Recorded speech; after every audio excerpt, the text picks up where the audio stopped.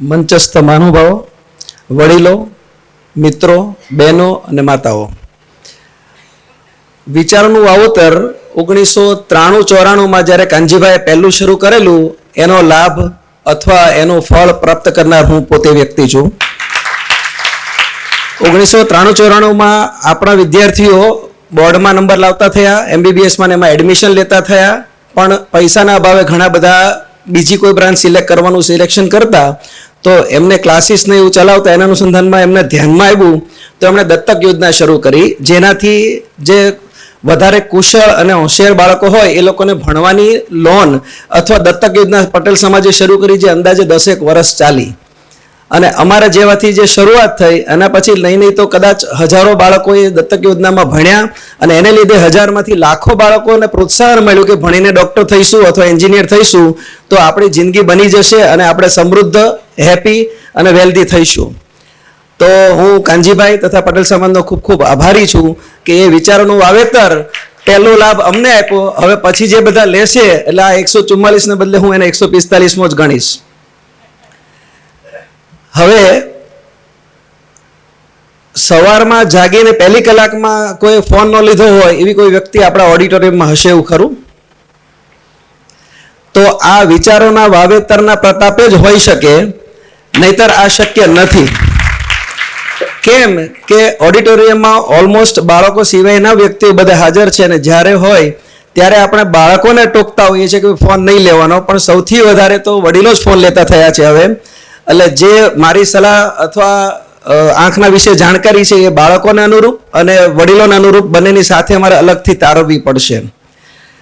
આંખ એ તનની આરી અને મનની બારી છે. જેમ ભવેશભાઈ કહ્યું કે તનની આરી એટલા માટે કે તમે બ્લડ પ્રેશરના દર્દી છો, કિડનીના દર્દી છો, હૃદયના દર્દી છો અથવા આપણા શરીરના જેટલા પણ વાઇટલ અંગો છે એની અંદર રહેલી માંસપેશીઓ અને બ્લડ વેસલ્સ, લોહીની નળીઓ ખરાબ થઈ હશે તો એ તમે સીધા પ્રત્યક્ષ રીતે એક્સરેની જેમ જોઈ શકો છો જો અમે આંખનું રેટિના જોઈએ તો.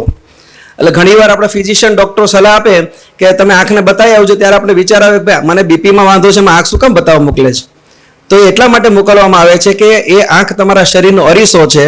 અને મનની બારી એટલા માટે કે તમે ઉત્સાહમાં હશો, હેપી હશો, તમે કોઈક સારું કામ કરેલું છે, કોઈની કામમાં મદદમાં આવ્યા હશો તો તે દિવસે તમારી આંખોની ચમક સારી હશે. તમને જોઈને કોઈ કહેશે પાર્ટી ફોર્મમાં લાગે છે, તો એમાં પહેલો ઈશારો એ તમારી આંખ કરતી હોય છે. અને તમે દુઃખી હશો અથવા કંઈક ખોટું કરવા જઈ રહ્યા હશો, મનમાં મેલ હશે તો તમારી આંખો નિસ્તેજ હશે, અથવા કોન્ફિડન્સનો અભાવ પણ હોય તો એ વ્યક્તિ આંખમાં આંખ મેળવીને કામ કરતો નથી.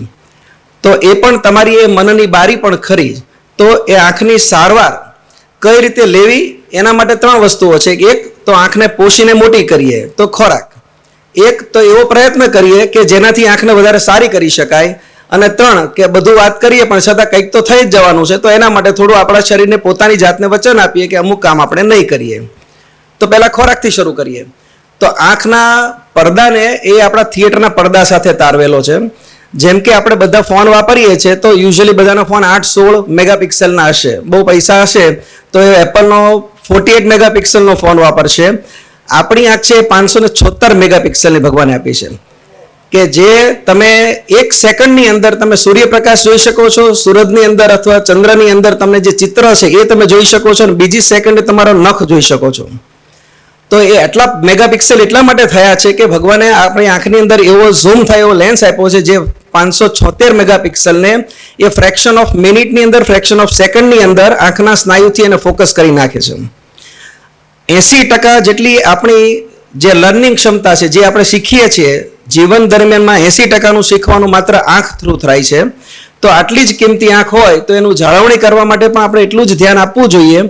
જેના અનુસંધાનમાં આપણે ગ્રીન લીફી વેજીટેબલ એટલે લીલા પત્તાવાળી ભાજી, જેમાં આપણે કોબી કાકડી ગણતા નથી, તો લીલા પત્તાની ભાજી એટલે પાલક, તાંદળજો, મેથી, કોથમરી અને લીલા પત્તાની ભાજી કહીએ એ લેવી જોઈએ, જેમાંથી તમને વિટામિન A, E અને આયર્ન મળે.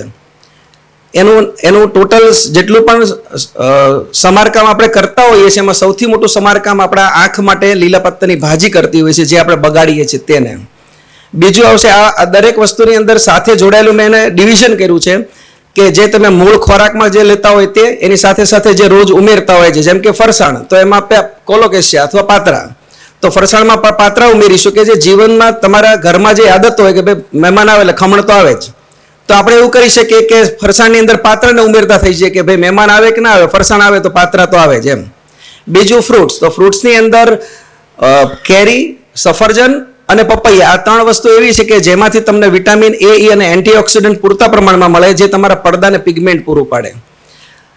4, આંખની અંદર જેટલું પણ પ્રવાહી બને છે એ તમારા શરીરમાં જેટલું હાઇડ્રેશન વધારે તમે લો એટલું જે પ્રવાહી નીચવાય અને આંખને ભીનાશ આપવાનું અને આંખની અંદરના સર્ક્યુલેશનને મેન્ટેન કરવાનું કામ કરે, એનું નામ અમે રિચાર્જ કહેતા હોઈએ. રિચાર્જ એટલે દરેક જાતના પ્રવાહી ખોરાક, જે ઓછામાં ઓછા 1.5 થી 2 લીટર પાણી સિવાયનો પ્રવાહી ખોરાક આપણાથી લેવાવો જોઈએ, જેમ કે દૂધ, છાશ, તરોપાનું પાણી, કેરીનો રસ, શેરડીનો રસ, આ બધા પ્રવાહી ખોરાક કહેતા હોઈએ છીએ, જે તમારી આંખને, શરીરને તમારા પોષણ તો પૂરું પાડે છે, પણ આંખને નીચોવી અને ભીની, આંખ એ માછલી જેવું કામ છે. જો તમે કોરી પડશે તો માછલી જેમ તરફડિયા મારે, એમ આંખ પણ તરફડિયા મારશે, અને એ સૌથી વધારે આપણે આ એરાની અંદર આપણે ભોગવી રહ્યા છે. અબાળ વૃદ્ધ દરેક વ્યક્તિની આંખ કોરી પડે છે, એના માટે પ્રવાહી ખોરાક જ મેઇન શસ્ત્ર છે. એના પછી આવશે કોઈ એમ કે ભાઈ મારે તો હજુ વધારે ધ્યાન રાખવું છે, તો તમે વધારે ધ્યાન રાખવા માટે તમે આમળાનો રસ, ત્રિફળા, આમચૂર, આ બધા ખોરાકની સાથે તમે દવાના રૂપમાં પણ ચ્યવનપ્રાશ, શંખપુષ્પી અથવા ત્રિફળાના જે મિશ્રણવાળા જે બધા અવેલેબલ ચૂર્ણો છે એ તમે લઈ શકતા હો છો, જેનાથી ખરેખર આંખને લાભ થતો હોય છે. પણ ખોરાક કરવા છતાં પણ એનાથી વધારે સારું શસ્ત્ર જે છે કે આપણી જાતને વચન આપવું. આપણી જાતને એવું વચન આપીએ કે હું ઘરે બેઠો હોઈશ તો હું ફોન મારો 2 કલાકથી 1 મિનિટ પણ વધારે નહીં વાપરું, એનું ફોનમાં સ્ક્રીનનું એલાર્મ મૂકીએ કે ભાઈ સ્ક્રીન ટાઈમ તમારો 2 કલાક થયો. આ બધા વર્કિંગ માણસો માટે વાત છે. નવરાશે એને 2 કલાક તો લેવાના જ ના હોય, એને 1 કલાક જ હોવી જોઈએ. પણ જેને ખરેખર ધારો કે ઓનલાઈનનો ધંધો કરે છે, ટેક્સટાઇલમાં છે, તો એ વ્યક્તિને કામ કરવા માટે જોઈશે જ. તો એવું કરી શકે કે સ્ક્રીન ટાઈમ 2 કલાકથી વધારે નહીં રાખે, એનું એલાર્મ મૂકીએ. સોશિયલ મીડિયાના નોટિફિકેશન્સ બંધ રાખીએ. ફોન, હું મારી આદત છે કે હું ઘરે જાઉં એટલે ઘરે નહીં, મારા દવાખાનામાં પણ હું મારો ફોન જ્યાં હોય એના બીજા કેબિનમાં રાખું. હું ફોન મારા નવરો પડીશ એટલે મને કંઈ નહીં હોય તો ગુડ મોર્નિંગનો મેસેજ જોવાનું પણ મન થાય, એ થાય તો હું ઊભો થઈને ત્યાં જઈશ નહીં, એને લીધે હું ફોનને મારાથી દૂર રાખવાનો પ્રયત્ન કરીશ. એટલે સોશિયલ ડિસ્ટન્સિંગ આપણે એના માટે પાળીશું. અને એ સાચો વર્ડ છે. જેમ કોરોના પેન્ડેમિક હતો એમ ડ્રાય આઈ, સૂકી આંખનો પેન્ડેમિક કદાચ આવતા 5-7 વર્ષમાં આવી રહ્યો છે, કે જેમાં ઘરે ઘરે દરેક વ્યક્તિ જે માસ્ક પહેરતા હતા એમ આંખના ટીપા રાખતા થયા હશે. એ 1000% સત્ય છે, જે થવાનું જ છે. તો એ પેન્ડેમિકમાં જેમ સોશિયલ ડિસ્ટન્સિંગ હતું એ જ સોશિયલ ડિસ્ટન્સિંગ આપણે ફોન માટે પાળવવું પડશે. હવે એના સિવાય આપણે શું ધ્યાન રાખી શકીએ છીએ કે તમે તમારું બાળક ફોનમાં હોમવર્ક આપે છે સ્કૂલમાં, એટલે એ ફોન એ બાને લઈ અને વિડીયો ગેમ અને કોઈ પણ સોશિયલ મીડિયામાં એક ધારું રચ્યું રહે છે. એના માટે ઓસ્ટ્રેલિયા અને ફ્રાન્સની અંદર ગવર્મેન્ટે કાયદો એવો કાઢ્યો કે 15 વર્ષથી નાના બાળકનું સોશિયલ મીડિયામાં રજિસ્ટ્રેશન શક્ય જ નથી. તો એવો જ કાયદો અથવા એને લગતું જાગૃતતા આપણે દરેક વાલીઓને, સ્કૂલના ટીચરોને કહીને અથવા જેટલા પણ સોશિયલ વર્કર છે એ બધાને કહીને એના કાયદા વિશે ખરેખર વધારે પડતું જાગૃત થઈને આ કામ કરવાની જરૂર છે. જેનાથી આંખની તો નુકસાન થાય જ છે, પણ માનસિક નુકસાન પણ બાળકોને બહુ જ વધારે થઈ રહ્યું છે. કેમ કે એમાં જે ચિત્ર કોરાય છે એ કોરી પાટીમાં જે લખો એના જેવું કોરાઈ રહ્યું છે. તો બાળકોને ભણતી વખતે શું ધ્યાન રાખવું જોઈએ એના માટે પણ મારી એક સલાહ છે બહેનો, કે બાળકનું હોમવર્ક આવે તો એ હોમવર્ક કદાચ વધારે 10 લાઈન અથવા 5 લાઈનનું હોય, તો એ 5 કે 10 લાઈનનું હોમવર્ક તમે હાથમાં લઈ અને બાળકને ચીંધી દો કે આ તારું હોમવર્ક છે. તમે કહેશો હોમવર્ક ફોનમાં જોઈ લે અને તું ભણવાનું શરૂ કરે, એટલે પેલો 2 કલાક સુધી હોમવર્ક જ જોતો હોય, તો એ હોમવર્ક નથી જોતો પણ એના બદલામાં એના મનોરંજનની વસ્તુઓ કરતો હોય. તો બાળકને ફોન આપવો નહીં. વત્તા બાળક વાંચતું હોય ત્યારે વિઝ્યુઅલ હાઇજીન એવી વસ્તુ છે કે આપણે જ્યારે વાંચીએ છીએ ત્યારે જે બુક અથવા કોઈ પણ મોબાઈલ છે એનો સ્ક્રીન છે તમારી આંખ ઉપર ચિત્ર પાડે, તો એ પાડતી વખતે એ ફઝી હશે તો એ આંખને કોન્સ્ટન્ટ પ્રયત્ન કરીને એને ચોખ્ખું કરવું પડશે. તમે કોઈ 15 ફૂટથી કોઈ વસ્તુ વાંચવાની કોશિશ કરો, ના વંચાય તો તમે કેમ આંખને મહેનત કરો છો, એ જ મહેનત તમારા બાળકને ત્યારે કરવી પડતી હોય છે. તો જ્યારે ચોપડી વાંચો ત્યારે લાઇટ અથવા સૂર્યપ્રકાશ બારી બારણા ખુલ્લા રાખો અને સૂર્યપ્રકાશ ચોપડી પર પડતો હોય એ રીતે વાંચો, નહીં કે ઊંધા ફરીને. ઘણીવાર મહેમાન આવે તો આપણે છોકરાને અંદરના રૂમમાં મોકલી દઈએ જેમાં પૂરતી લાઇટ જ ના હોય, તો એ ઓછી લાઇટમાં ના વાંચે. અથવા સાંજે બધા ડિસ્ટર્બ કરતા હોય તો તમે છોકરાને સાઈડ પર મૂકી દો, લાઇટ આપણે આ બાજુની હોય તો બંધ કરી દો. તો ઓછી લાઇટમાં વાંચવાથી છોકરાની આંખની હેલ્થ બગડતી હોય છે. 2, હવે આપણે આંખને સારી રીતે જાળવવી અને આંખને કેવી રીતે કેળવવી એના વિશે મારે થોડું કહેવું છે. તો આંખ તમે 2 કલાક 5 કલાક 8 કલાક જે કોઈ માણસ કામ જેટલું કરશે એટલા જ પ્રમાણમાં એની આંખને શ્રમ પડશે. જેમ કે આપણે ત્યાં સૌથી વધારે બાળકો અત્યારે આઈટીમાં એમાં નોકરી લેતા થયા તો 8 કલાક કોન્સ્ટન્ટ 10 કલાક કોન્સ્ટન્ટ એ લોકો કોમ્પ્યુટરની સામે જ રહેશે. અથવા ભણવાનું પણ જે લોકોની ધારો કે મોડર્ન સ્કૂલમાં ગયા એને તો ઉલટાનું વધારે ખરાબ થયું કે એ લોકો ટેબ્લેટ જ કમ્પલસરી લેવડાવે છે. ટેબ્લેટ લેપટોપ કે કોમ્પ્યુટરમાં જ ભણાવતા હોય તો એ લોકો 7-8 કલાક ભણશે ને હોમવર્ક આપ્યું ઓટોમેટિક એ લોકો એમાં જ કરશે. તો એ લોકોને અમે એના માટેની 5 સૂચનાઓ તૈયાર કરી છે આંખના ડોક્ટરો તરફથી કે રૂલ ઓફ 20-20-20 પાળવો કે જે લોકોને ઓવરબર્ડન છે આંખમાં. તો 20-20-20 એવો નિયમ છે કે 20 મિનિટ સુધી તમારે કમ્પલસરી કામ છે તો કરો, પણ 20 સેકન્ડ માટે 20 ફૂટથી દૂર જુઓ. 20 મિનિટ કામ કર્યું, 20 સેકન્ડ સુધી, એટલે માત્ર 20 સેકન્ડ હું મારું બોલી રહ્યો એક વાક્ય એટલી વારમાં તો 20 સેકન્ડ થઈ જાય એટલી બધી મોટી વાત નથી. 20 ફૂટથી દૂર એટલા માટે જોવાનું મુલક સવણી સાહેબ કે આંખનો નોડલ પોઈન્ટ છે. આપણે આંખ જોઈએ ત્યારે મારે 20 ફૂટથી નજીક જોઉં ત્યારે મારે સ્નાયુને વાપરવાનો, પણ 20 ફૂટથી હું દૂર જ્યારે જોઉં છું ત્યારે મારી આંખને હું શવાસનમાં લઈ જઉં છું. ઓટોમેટિક મારી આંખમાં એક પણ પ્રયત્ન થતો નથી, ઊંધું છે. જ્યારે નજીક જેટલું વધારે જોઈએ છે ત્યારે આપણે વાંકા વાંકા હીરાબાગથી કાપોદ્રા જઈએ એટલી બધી મહેનત પડે છે. એટલા માટે લોકોને 40 વર્ષે આપણા સ્નાયુ જે છે એ કામ કરતા બંધ થઈ જાય એટલે આપણે નજીકના સપોર્ટ માટે બેતાળા કરવા પડે છે. કેમ કે કેમેરાની ક્ષમતા જે જન્મથી શરૂ થઈ એ 40 વર્ષ સુધીમાં કેમેરો ઝૂમ કરવાનું ઓછું કરવા માટે, એટલે જેટલું ઝૂમ ઓછું થાય એટલે આપણે બેતાળા ઉમેરતા જઈએ. તો એના માટે પણ સલાહ છે હું હમણાં આપું. પણ આ 20-22 એ રૂલ એટલો બધો સામાન્ય છે કે જેમાં કોઈ સ્પેશિયલ પ્રયત્ન જ નથી. હું ઘણીવાર અમારા હીરાવાળા બહુ જ બધા આવે તો એમને કહેતો હોઉં છું કે તમે જ્યારે કામ કરો છો હીરાના કારખાને બેઠા પેલો કે શેડ બહાર જ નથી જવા દેતો, તો હું વારંવાર એવું કહેતો ભાઈ શેડ બહાર ના જવા દેતો, તમારા રૂમના હોલ મોટા મોટા છે તો હોલમાં કોઈનો બુશર્ટ ટીંગાતો હોય, ભગવાનનો ફોટો હોય કે તમારા દરવાજા સામે માત્ર તાકી લો, જ્યારે તમે અંગૂર મૂકેલું છે તો તમે કંઈ નથી કરતા. તો ત્યાં જુઓ એનાથી બહુ જ બધા લોકો એવા છે કે જે લોકોને આવું કરવાથી બહુ જ ઘણું સારું લાગવા માંડ્યું. એ 20-20-20 20 મિનિટ 20 માત્ર સેકન્ડ માટે અને 20 ફૂટથી દૂર જોવું. કેમ કે તો જ તમે વાંકા વાંકા ચાલતા હતા ને હવે તમને ઊભો થવા મળ્યું તો કમરને સપોર્ટ મળ્યો, એના જેવું કામ કરશે. બીજું છે તમારી ત્રાટક ક્રિયા. જે ત્રાટક ક્રિયા અત્યારે હવે ધીરે ધીરે જતી રહી છે, સદંતર જતી રહી એવું કહી તો ચાલે કે ઘરમાં કોઈ ત્રાટક કરતું જ નથી. તો ત્રાટક ક્રિયા એ દુનિયાનું સૌથી બેસ્ટ શસ્ત્ર આંખના વિકાસ માટે છે કે જેમાં તમે અંધારામાં બેસી તમારી મીણબત્તી અથવા દીવો અથવા મંદિરની સામે પણ જે આપણે બેસીએ છીએ એ પણ તમે કરી શકો. ભગવાને દીવો કરી 2 ફૂટથી દૂર એની સામે કોન્સ્ટન્ટ નિહાળો, આંખમાંથી પાણી જેટલું જવું એટલું જવા દો. આંખને પલકારો મારવાનું મન થાય તો મારી શકાય, પણ પાછી આંખ ખુલ્લી રાખો અને એની સામે એક ધારું જોવાનું જે તમારી ક્ષમતા બહાર જતું હોય. ક્ષમતા બહાર ગયું તો મટકો મારીને પાછું તમે આંખની સામે જોયા કરો. આવું 2 થી 4 મિનિટ માટે ત્રાટક ક્રિયા શરૂ કરવાથી લોકોની આંખની 70% સમસ્યાઓ જઈ શકે છે. જે લોકોની આંખ કોરી પડે, બળે, આંખ ભારે લાગે, આ પ્રયત્ન આંખના ડોક્ટર કે અમે એલોપેથીના ડોક્ટરો જલ્દી આના વિશે બહુ વધારે વાત કરતા નથી હોતા, કારણ કે કોઈની પાસે સમય પણ નથી ને અમને દવા લખવામાં જ રસ હોય છે. દવા લખવાનો રસ એનો અર્થ ખોટો નથી, પણ તમે જે સમયની માંગ પ્રમાણે તમે 5 દાડામાં મારી પાસે આવ્યા કે મારી આંખો બહુ દુખે છે, હેરાન થઈ ગયો છું, હું તમને આવું બધું કહીશ ને તો અમે બીજા દવાખાને જતા રહેશો.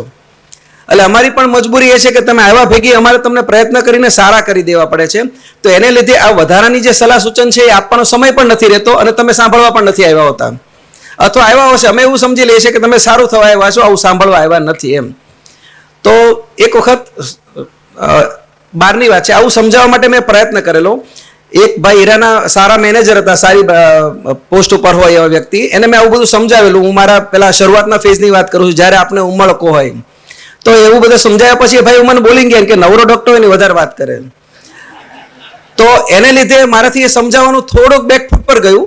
એને બદલે વધારે સારી રીતે સમજાવ્યું હોય તો એને લીધે કદાચ બીજા 500 જણા ઓર બી લાભ થતે.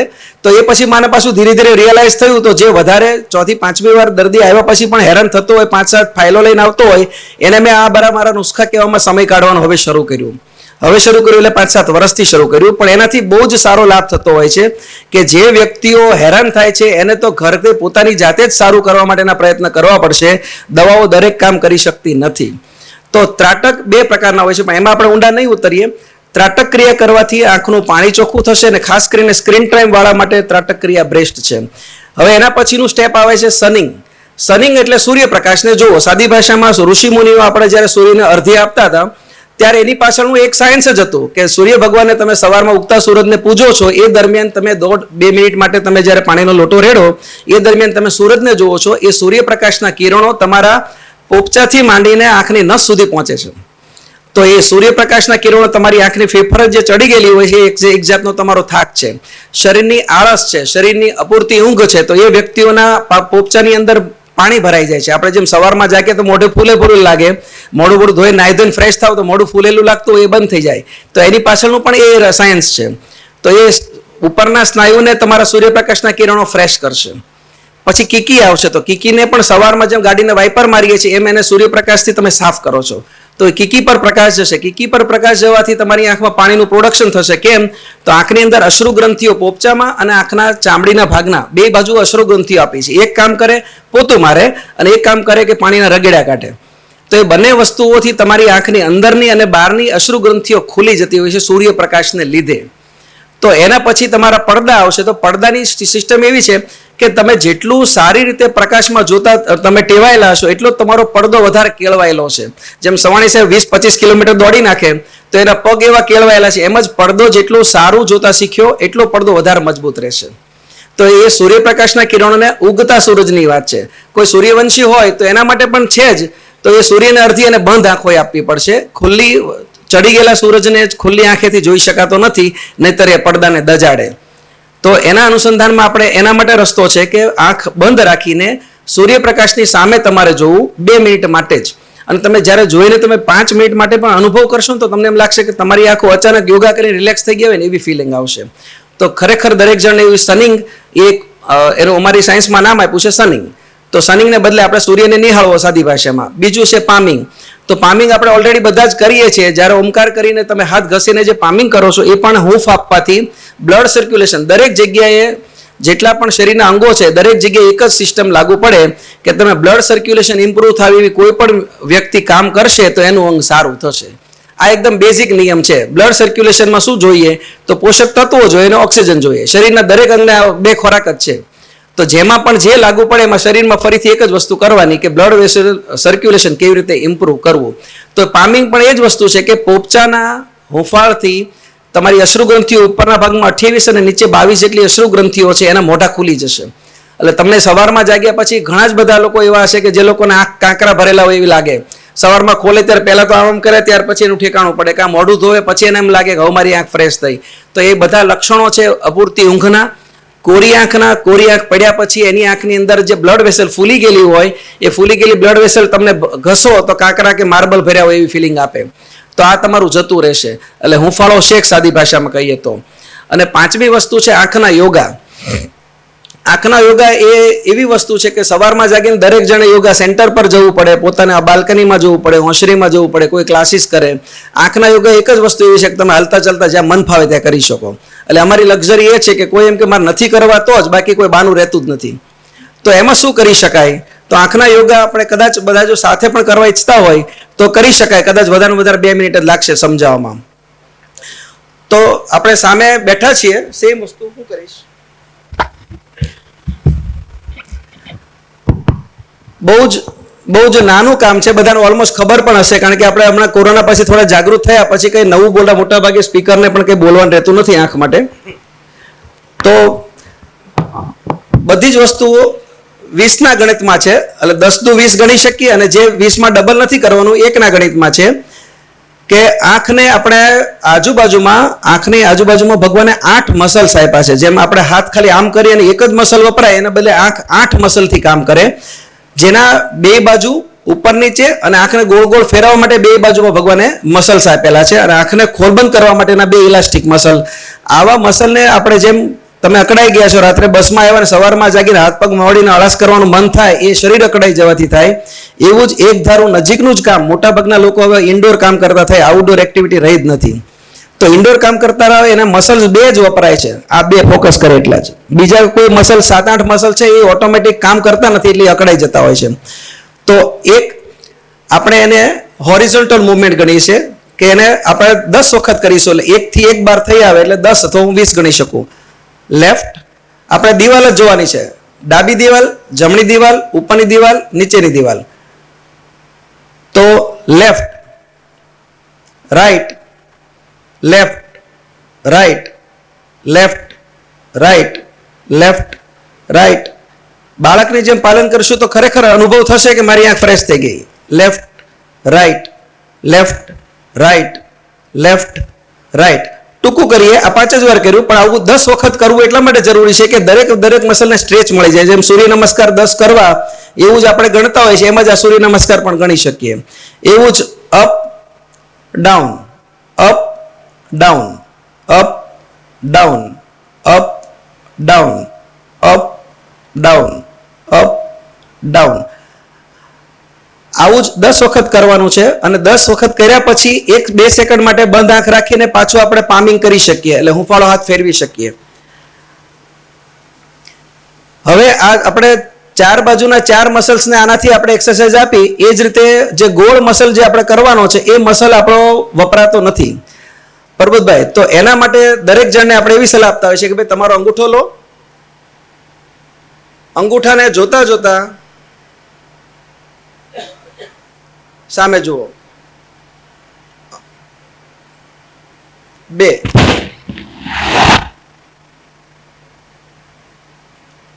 3,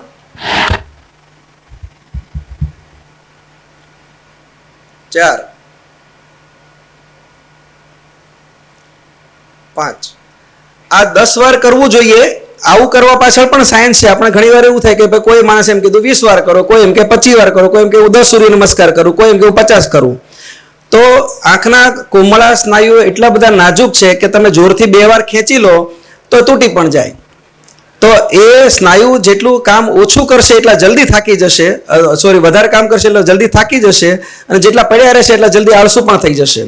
તો આ બધું મળીને ટોટલ 2 મિનિટથી વધારે સમય ના લાગે, અને તમે ઘરે બેઠા છો, કંઈ નથી કરતા, ત્યારે યાદ આવે તો પણ કરી શકો છો. બીજું, આયના પુશઅપ યોગા.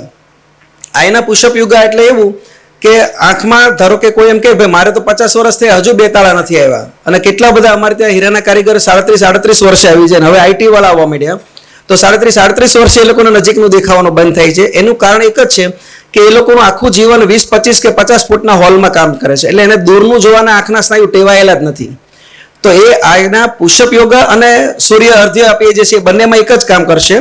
સૂર્યને અર્ધ્ય આપતી વખતે પાણી લીધું, ખુલ્લામાં જે લોકો ઋષિમુનિઓ કરતા હતા પાણી લેતા ત્યારે નજીક જોતા હતા, અને પછી સૂર્યને અર્ધ્ય આપવા માટે દૂર જોતા હતા. આવું એ લોકો 7 વાર કરતા હતા, સાદી ભાષામાં કહીએ તો.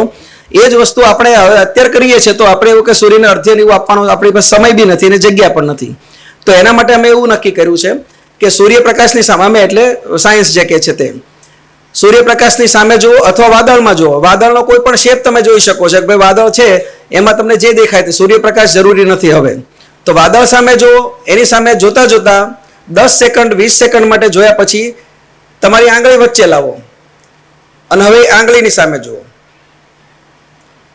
તમે જોશો તો તમને ખબર પડશે કે અચાનક તમારા સ્નાયુને જોર પડ્યું. કેમ કે તમે આદત કેળવી જ નથી. સૂર્યપ્રકાશ સામે અથવા વાદળની સામે જોયું અને તમે આંગળી સામે લાવ્યા. આંગળીને ફોકસ કરશો ત્યારે તમને 1-2 મિનિટ માટે જે શ્રમ પડે છે એ વાંકા થયા અને ઊભા થયા ત્યારે જે તમને અસર થાય છે એ જ વસ્તુ તમારા સ્નાયુને અસર થશે. અને આવું 15-20 દાડા કર્યા પછી તમને એવો અનુભવ થશે કે મારો ફોકસ જે છે તમારી આંગળીનો નખ સીધો ચોખ્ખો જ દેખાવા માંડ્યો. તો એ તમારા મસલની કુશળતા કેળવાની આ એની નિશાની છે. તો આવું ક્યારે કરી શકાય? તો સવારમાં જાગેલો હોય માણસ ત્યારે કરવું જોઈએ. થાકેલા વ્યક્તિને આ કરવું એટલા માટે યોગ્ય નથી કે ત્યારે તમારા થાકેલા સ્નાયુને વધારે શ્રમ પડશે. પણ વચ્ચે વચ્ચે અમારી એવી એક પણ સૂચના છે કે તમે 1 થી 1.5 કલાક કામ કરો. ઇન્ડોર હો તો બહાર ખુલ્લામાં જાઓ. ખુલ્લામાં જયા પછી તમે બહાર ઉભા રહ્યા કોઈ પણ જગ્યાએ. તમને ધારો કે ઘણા બધા અમે કહી ભાઈ અમારી આજુબાજુમાં તો કોઈ જગ્યાએ કોમ્પ્લેક્સમાં કંઈ દેખાતું જ નથી, તો હું એમ કહું બારીની બહાર સામેનું બિલ્ડિંગ જોવાનું, અથવા બોમ્બે માર્કેટનો ટાવર દેખાય એ જોવાનું, એની સામે જુઓ અને તમારું અંગૂર જુઓ. અંગૂર વારંવાર એટલા માટે કે આ સૌથી વધારે મારી પ્રેક્ટિસમાં આ એક્સપિરિયન્સમાં મારે બોલવાનું આવ્યું એટલે મને અંગૂર આવી જાય છે યાદ. તો દૂર જોવો, નજીક જોવો, આ કસરત કરવાથી તમારા આંખના મસલ કેળવાશે. જે માણસ 20-25 વર્ષથી આવું કરતો હશે એને 2 તાળા કદાચ 45-50 વર્ષે પણ ન આવે એવું બની શકે. એમાં કંઈ પેલું ચેલેન્જ મારવાની એવી વાત જ નથી. એક નોર્મલ સાયન્સ છે કે જે નાના બાળકોથી માંડીને દરેક જણે પ્રેક્ટિસ કરવી જોઈએ, અને એ પ્રેક્ટિસ કરવાથી 2 તાળા મોડા આવશે. એ 1000% સાચી વાત છે. હવે 2 તાળા આવી ગયા પછી તમારી પાસે કોઈ ઉપાય નથી. બસ, તો મારે હવે છેલ્લી એક વાત કરવાની બાકી છે કે બાળકો માટે અને મોટા માટે પલકારા મારવા ખૂબ જ જરૂરી છે. પલકારા એ આંખને પાણી પોતું મારવા માટેનું ગાડીના વાઇપર તરીકેનું કામ કરે છે. એ પલકારા મારવાનું હંમેશા યાદ રાખવાનું. જ્યારે પણ તમે ફ્રી હો તો યાદ રાખીને પલકારા મારશો તો ફરીથી અશ્રુગ્રંથિ પણ કેળવાશે કે જે પાણીનું પ્રોડક્શન કરે.